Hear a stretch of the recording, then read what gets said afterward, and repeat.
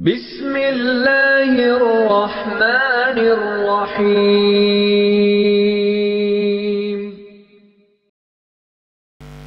तुम वो भी नहीं ला सकते हो।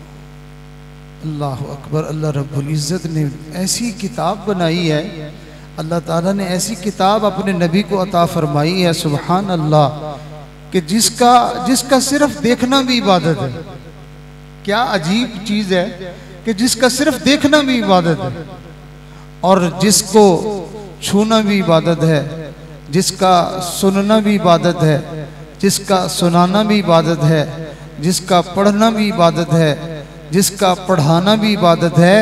और बड़ी अनोखी और अजीब बात है, जैसे हमारे मौलाना अभी फरमा रहे थे कि जिसके पढ़ने पढ़ाने वाले और सुनने सुनाने वाले लोगों से सिर्फ मोहब्बत करना भी इबादत है। कि कल क़यामत के दिन इन लोगों के साथ मोहब्बत करने वाले लोग अल्लाह ताला उनकी बख्शिश और मग़फ़िरत फरमाएंगे। तो कुरान मजीद के साथ एक बंदे को खुसूसी लगाव हो, मोहब्बत हो, प्यार हो। मुसलमानों के यहाँ इस चीज़ का कोई तसव्वुर ही नहीं होता था कि कोई मुसलमान हो और फिर वो कुरान मजीद ना पढ़े। जैसे आजकल और बहुत सारी चीज़ें आर्टिफिशियल आई हुई हैं, तो अल्लाह ताला माफ़ फरमाए, आजकल मुसलमान भी बेचारे आर्टिफिशियल है, बनावटी किस्म के मुसलमान हैं वो मुसलमान, लेकिन ना जिंदगी में नमाज, ना जिंदगी में कुरान, ना जिंदगी में रोजे, कोई भी दीन वाली बात नहीं होती। बस अपने आप को जबरदस्ती का उन्होंने मुसलमान बनाया हुआ है कि हम भी मुसलमान हैं।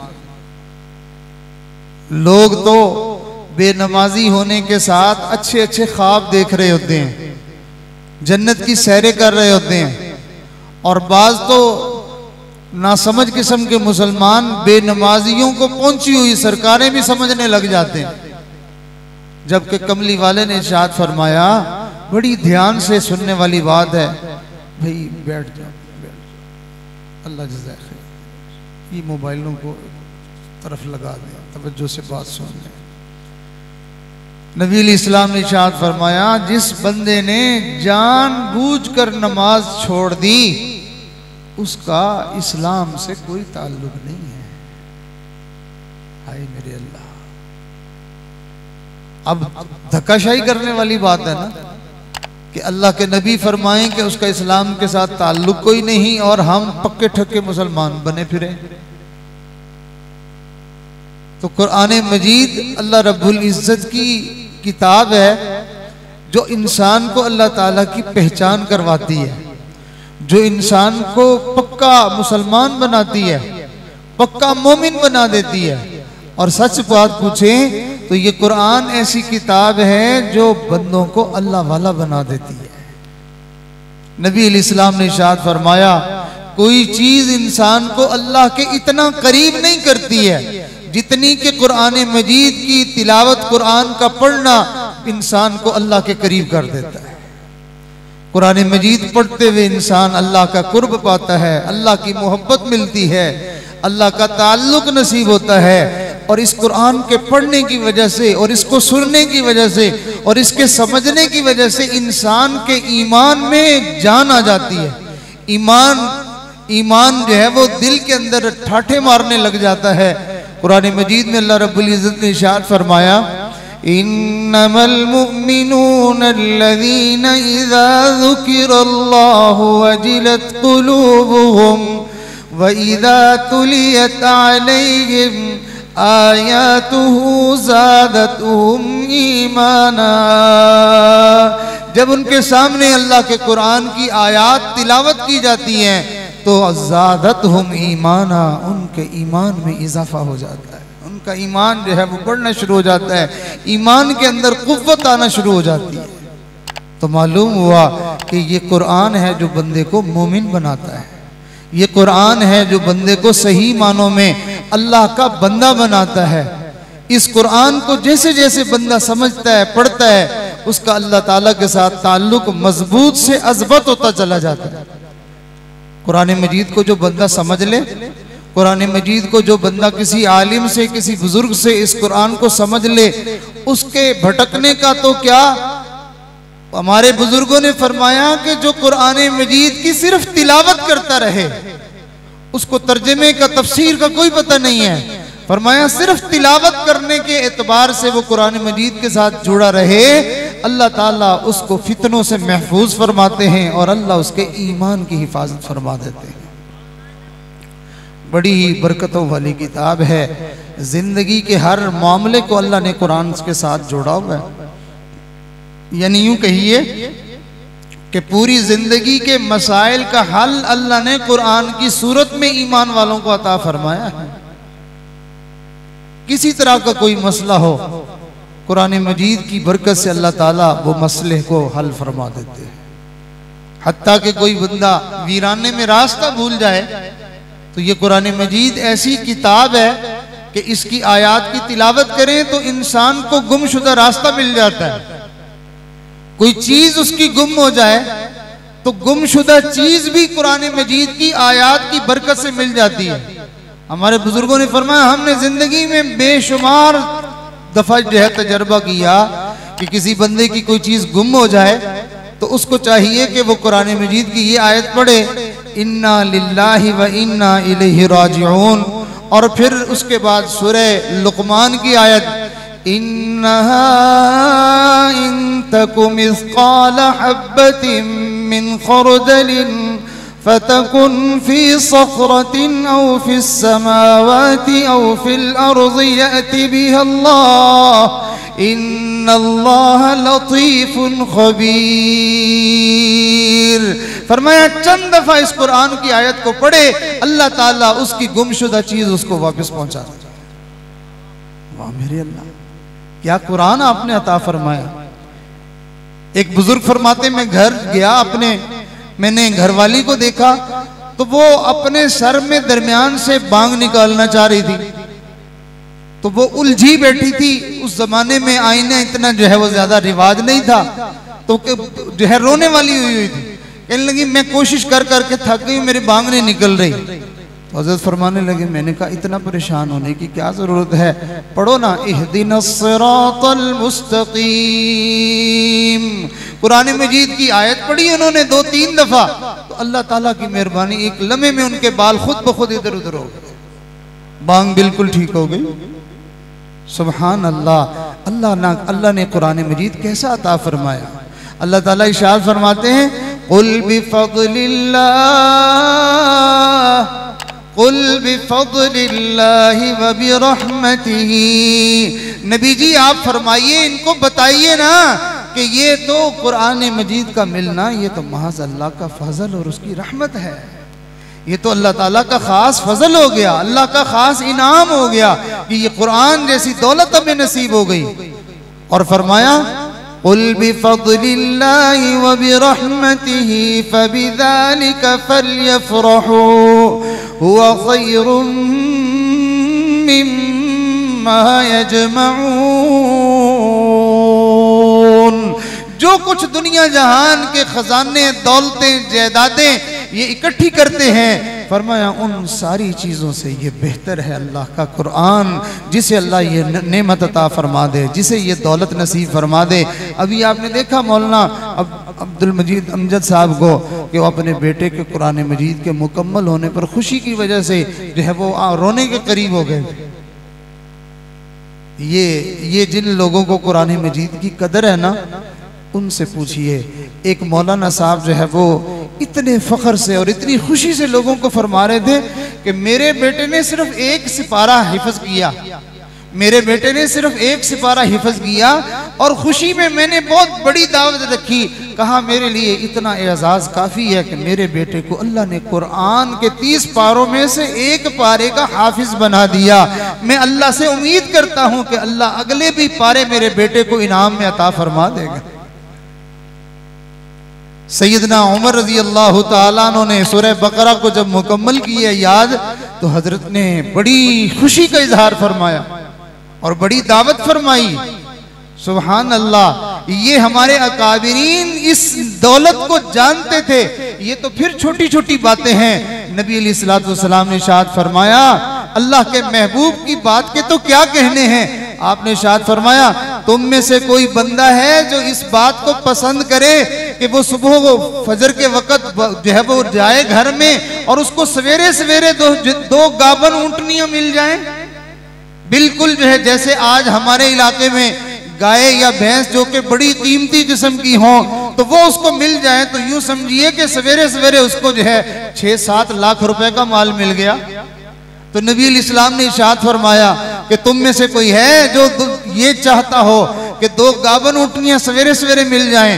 साहबा ने अर्ज किया, या रसूल अल्लाह सल्लल्लाहु अलैहि वसल्लम, हर बंदा यही चाहता है। अल्लाह के महबूब ने इरशाद फरमाया, कोई बंदा 2 आयतें कुरान मजीद की सीख ले तो ये 2 गाबन ऊँटनियों के मिलने से ज्यादा बेहतर है। अल्लाह, ये कदर कीमत जानने वाले, इसकी मंजिलत और मकाम को जानने वाले ही इसका जो है वो इसके बारे में बता सकते हैं। हमें इसकी कदर नहीं होती। हाँ, अगर ये जितने बच्चे यहाँ बैठे हुए हैं, ये जितने बच्चे बैठे हुए हैं, अगर इनको किसी इलाके के अंदर 1 एकड़ जमीन मिल जाती तो पूरा खानदान शुक्रिया अदा करने के लिए मौलाना साहब के पास पहुंच जाता। ओ जी, आपने इतनी बड़ी मेहरबानी की है, आपने इतना बड़ा इनाम दे दिया है। जबकि अल्लाह रब्बुल इज्जत का कलाम इनके सीनों में मुंतकिल हुआ है। अगर इन्होंने इसकी हिफाजत की और अगर इन्होंने अपनी जिंदगी को उसके मुताबिक ढाला तो अल्लाह ने इस कुरान के बदले में जो कुछ इनको देना है, फरमाया वो अल्लाह जन्नत अता फरमाएंगे।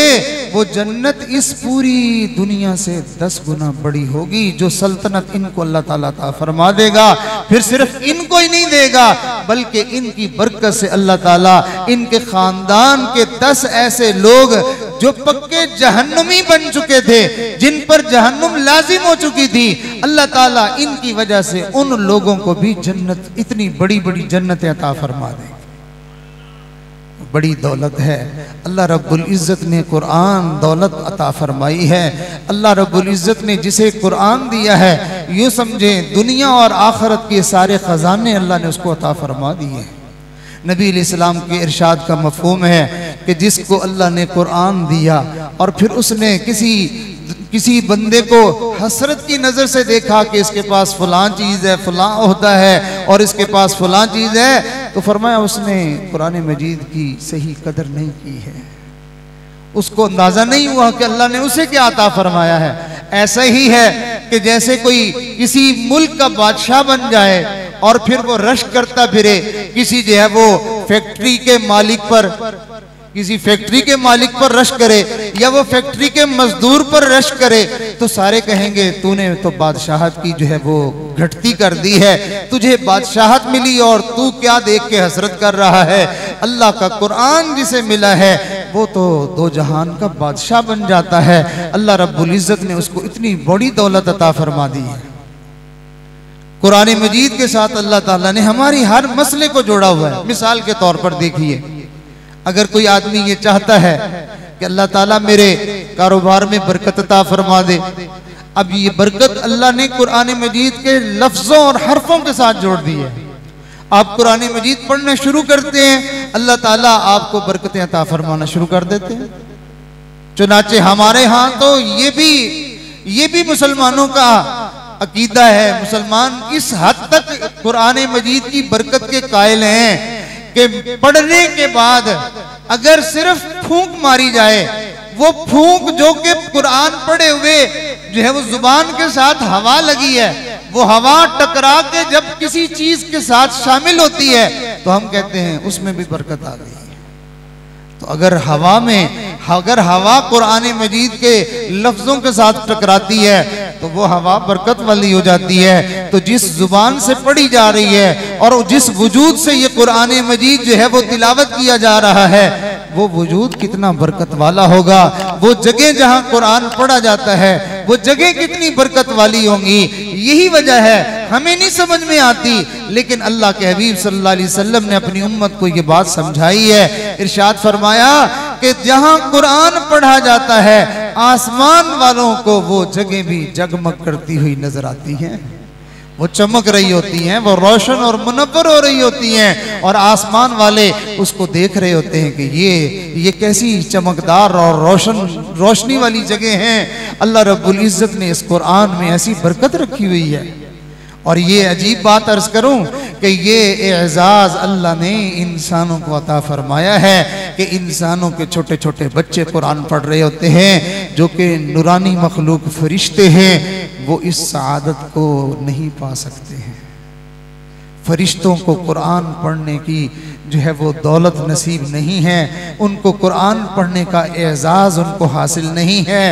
यही वजह है, हदीस मुबारका में आता है, जब कोई कुरान पढ़ने वाला कुरान पढ़ता है, फरिश्ते दाएं बाएं जो ज़मीन में बिखरे हुए होते हैं वो एक दूसरे को आवाज़ देते हैं और उनको इकट्ठा कर लेते हैं। ऐसे ही जैसे गली मोहल्ले में आपने देखा होगा कि कोई बच्चा जो है वो अपनी मनपसंद की चीज कहीं बंटती हुई तकसीम होती हुई देखता है तो वो बच्चा शोर मचा देता है, सबको इकट्ठा करता है, बुलाता है, ओ भाई इधर आओ, सबको जमा कर लेता है। इसी तरह फरिश्ते भी इन चीजों को दुनिया में तलाश करते फिर रहे हैं। जहां कहीं उनको कोई ऐसी जगह नजर आती है तो वहां पर वो दूसरों को आवाज देते हैं। हदीस में आता है कि कुरान पढ़ने वाला कुरान पढ़ रहा होता है और फरिश्ते आके उसको घेरे में ले लेते हैं और उसको हसरत की निगाहों से देखते रहते हैं और आगे आगे आगे आगे मोहब्बत की वजह से बढ़ते रहते हैं, यहां तक कि उनकी मोहब्बत इतनी ज्यादा हो जाती है कि उनको उस मोहब्बत में जैसे बंदा बेकाबू सा हो जाता है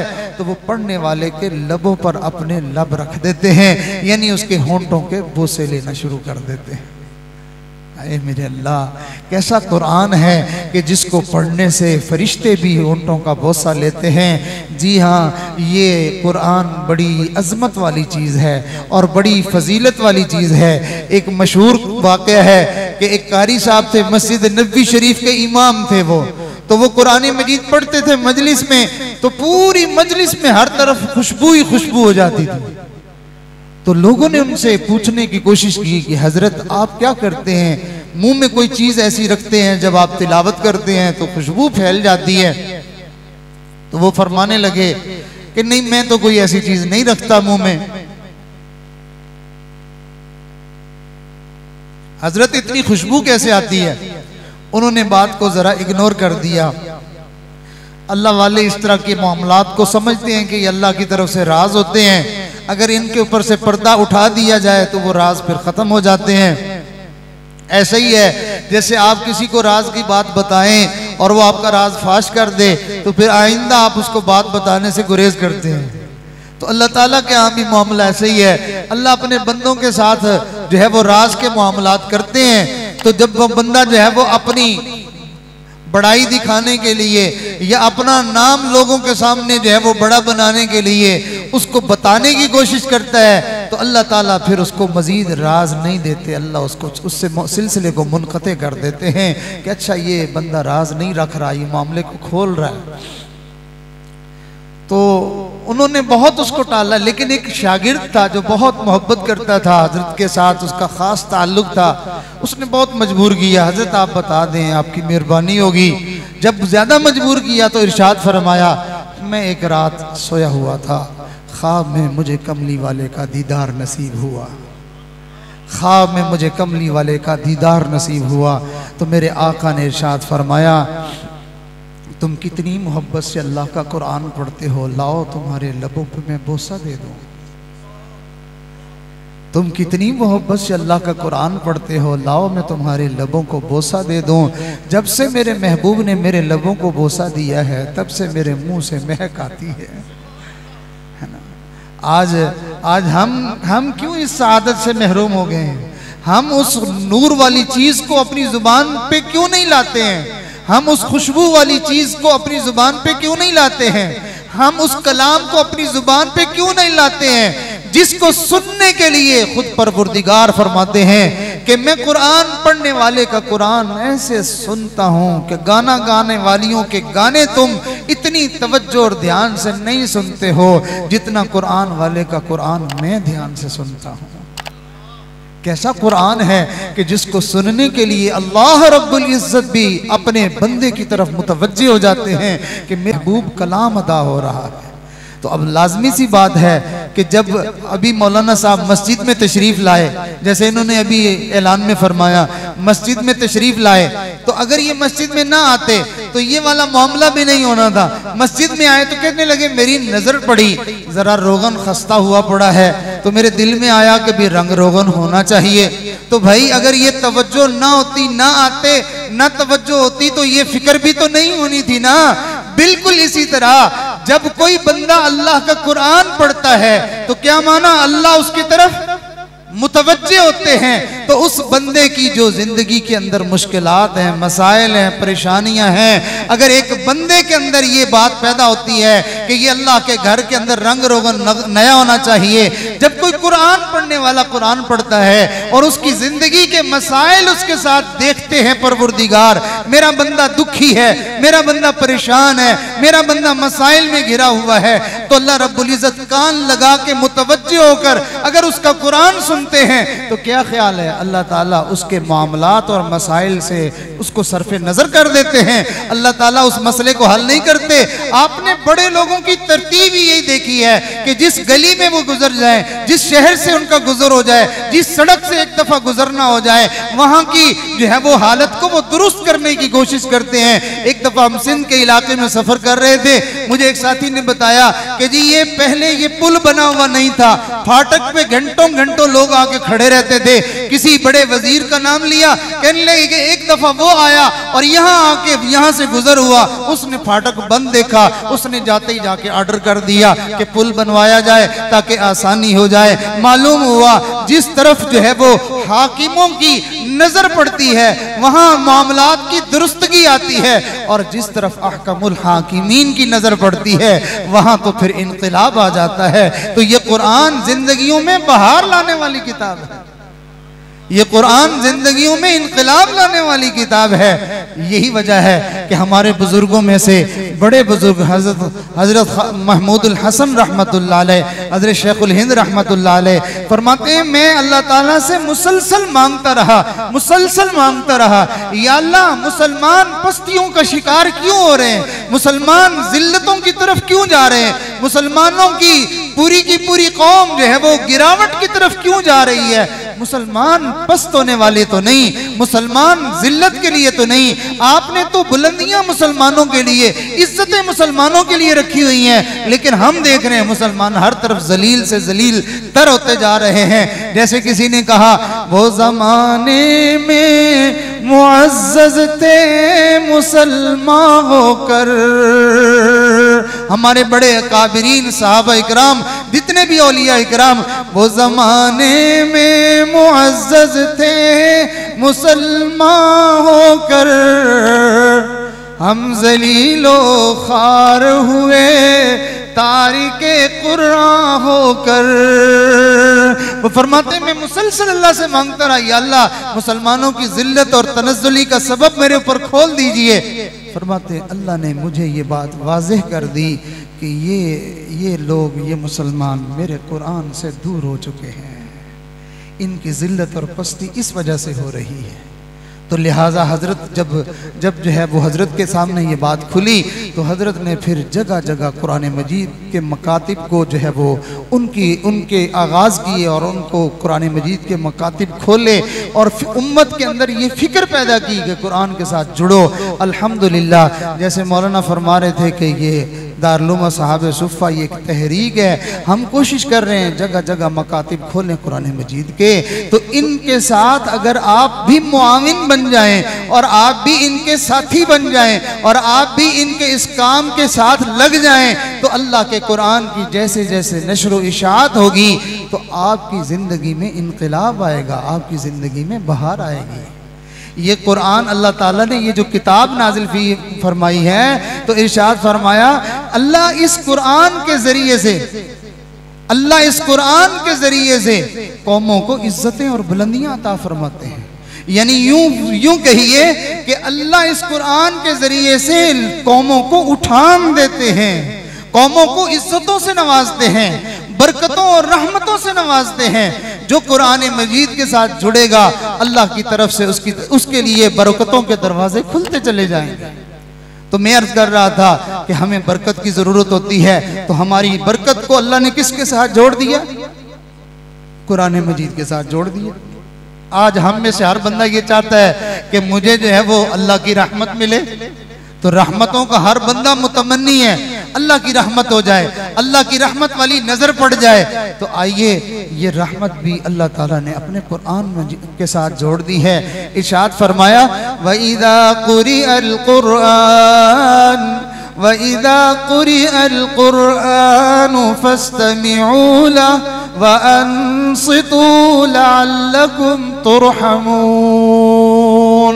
जब कुरान पढ़ा जाए तो खामोश हो जाओ और तवज्जो से सुनो, लअल्लकुम तुरहमून, ताकि तुम्हें रहमतें दी जाएं, ताकि तुम्हें रहमतें दी जाएं।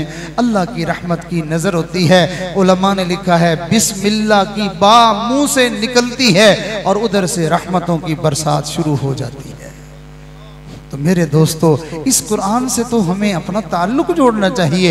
आज हम बदकिस्मती से कई दफ़ा ये समझ लेते हैं कि ये बच्चे कुरान पढ़ रहे हैं। भाई बच्चों के पढ़ने की सिर्फ चीज़ नहीं है ये बड़ों की, छोटों की, जवानों की, बूढ़ों की, मर्दों की, औरतों की, हर एक के पढ़ने की चीज़ है। हर एक को इस कुरान की बरकतों की, रहमतों की ज़रूरत है। और फिर अल्लाह ने इरशाद फरमाया कि हमने इस कुरान को सीनों की बीमारियों के लिए शिफा बनाकर नाजिल किया है।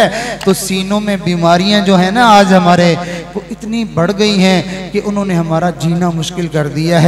हसद है, खानदानों में आपस में हसद की आग लगी हुई है। कोई दुकानदार किसी दूसरे दुकानदार को देख के बर्दाश्त नहीं करता, पड़ोसी पड़ोसी को देख के बर्दाश्त नहीं करता, कोई किसी के रिश्ते को देख के परेशान हो जाता है, और कोई किसी के रिज़्क को देख के परेशान हो जाता है, और कोई किसी के मकान को देख के परेशान हो जाता है। ये अंदर की बीमारी है। इसकी शिफा अल्लाह ने कुरान मजीद को बनाया है। अंदर दिल में घुंडी उतर जाती है और साल हा साल गुजर जाते हैं, दिल से गुस्सा खत्म ही नहीं होता, और कहते हैं बस मेरे दिल से बात जा ही नहीं रही। जब दिल से बात नहीं जा रही तो फिर याद रखिए, बंदे के दिल से बंदों के लिए दिल जो है वो माफी नहीं है। तो जो बंदा बंदों को माफ नहीं करता, अल्लाह उस बंदे को माफ नहीं करता। तो जो बंदा ये चाहता है कि मुझे अल्लाह की बारगाह से माफी मिल जाए, मेरे अंदर का ये रोग खत्म हो जाए, तो उसके ये अंदर का रोग कुरान मजीद के पढ़ने से खत्म होगा। और जब बंदे का दिल ऐसा हो जाएगा कि वो दूसरों को जल्दी माफ कर देगा, कल क़यामत के दिन अल्लाह भी अपने इस बंदे को जल्दी माफ कर देगा। तो दिलों को शिफा मिलती है और जिस्मानी तौर पर भी शिफा मिलती है, जिस्मानी तौर पर भी शिफा मिलती है। चुनाचे दो वाक़यात अर्ज करके मैं अपनी बात को समेटता हूँ। सहाबा इकराम एक गज़वे से वापस जा रहे थे, तो रात के वक़्त में उनको एक जगह पर जो है वो पड़ाव डालने का, रुकने का जो है वो मौका बना। तो बस्ती वालों ने उन सहाबा इकराम को अपनी बस्ती में रुकने न दिया। जैसे आजकल जो है वो लोग कहते हैं, जिसको देखते हैं कि वो अहले हक में से है तो उसको कहते हैं ये वहाबी है। उस वक़्त जो है वो सहाबा इकराम को वो लोग कहते थे ये साबी है। तो ये उस नाम से जो है वो उनको, जैसे हमारे दावत और तबलीग वाले लोग कई जगहों पे जाते हैं तो उनको बिस्तरों समेत उनको मस्जिदों से धक्के दे देते हैं और कहते हैं ये वहाबी मस्जिद में घुस आए। तो ये कोई नई बात नहीं है। सहाबा इकराम की जमात थी वहां बस्ती में, तो बस्ती वालों ने उनको भी वहां नहीं रहने दिया था। अब चूंकि अंधेरा था, रात का वक्त था, तो ज्यादा दूर नहीं, बस्ती से बाहर ही उन्होंने अपनी रात गुजारने का इंतजाम कर लिया। अल्लाह की शान कि जो उस जो है वो कौम का सरदार था, रात के वक्त में उसको किसी चीज ने डस लिया था। अब वो बड़ी तकलीफ में और बड़ी मुसीबत में, मुश्किल में था। जो उनके अपने जादू मंत्र थे, टोने टोटके थे, वो सारे कर लिए, लेकिन उसको एक जर्रा बराबर भी फर्क नहीं पड़ रहा था। अब मजबूर होकर फिर वो आए साहबा इकराम की जमात के पास। ऐसा ही होता है ना, जब घर में फौतगी हो जाए, कोई गम वाला मामला हो जाए, या जिन्न आ जाए, या कोई और मुसीबत आ जाए, फिर कौन याद आते हैं? मौलवी। वैसे तो मौलवी गाली है, किसी जगह पे देख ले, ओए मौलवी जान दिया, वैसे तो बुरे लगते हैं, लेकिन जब कभी जहान में और कोई कहीं दूर दूर कोई आसरा सहारा नहीं मिलता तो फिर आते मदरसे वालों के पास ही। तो वो भी मजबूर होकर फिर कहाँ गए थे? साहबा इकराम के पास गए। कहने लगे कि जी हमारे सरदार को तकलीफ है, तो आप जो है वो मेहरबानी करें, आप में से कोई बंदा दम कर सकता है? तो एक सहाबी हजरत अबू सईद खुदरी रजी अल्लाह ताला अन्हु, उन्होंने फरमाया हाँ हाँ हम कर लेंगे, लेकिन तुम्हें जो है इसका कुछ मुआवजा देना पड़ेगा। उन्होंने पूछा जी क्या मुआवजा? हजरत ने भी बड़ा टिका के रेट लगा दिया। हजरत ने इरशाद फरमाया 30 बकरियां। तो जब आप लोग मदरसे वालों को अलग कर देते हैं तो फिर मदरसे वाले भी फिर इस तरह के मामलात करते हैं, तो फिर उस पर परेशानी क्यों होती है? असल में ये काम हमारे जिम्मे था। दीन हम सबका, खुदा हम सबका, ईमान हम सबका, कलमा हम सबका, कुरान हम सबका।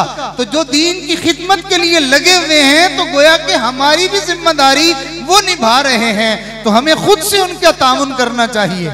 अगर वो बस्ती वाले ना निकालते और उनकी जियाफत करते, मेहमानदारी करते, तो मैं उम्मीद करता हूं कि साहबा इकराम ने ऐसी बात नहीं करनी थी।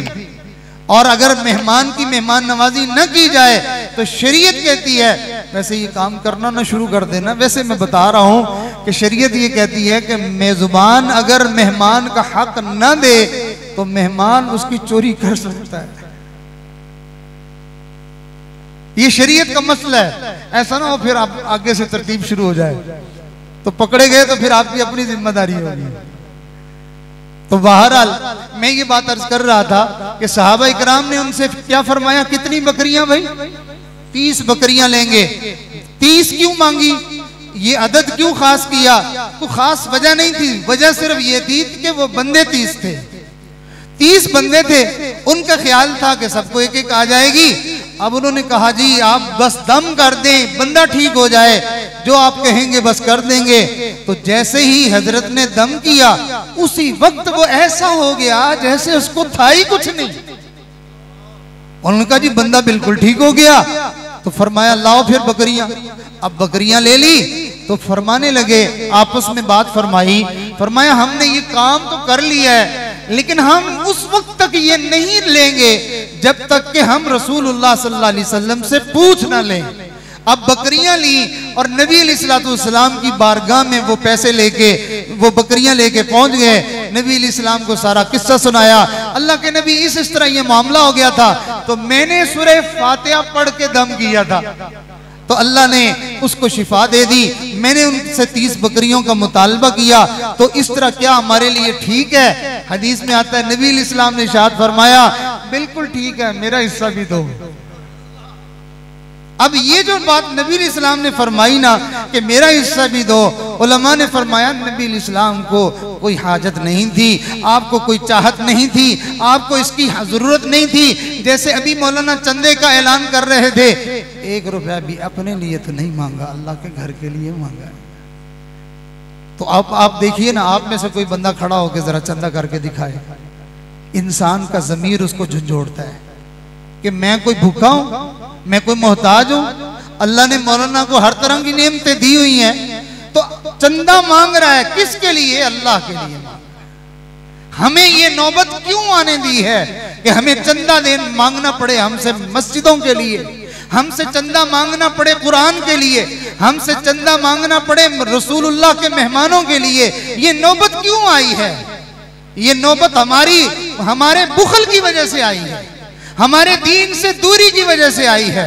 जैसे कि उन लोगों ने मेहमानों की मेहमान नवाजी नहीं की थी, तो सहाबा इकराम को मजबूरन ये कहना पड़ा कि 30 बकरियां निकालो।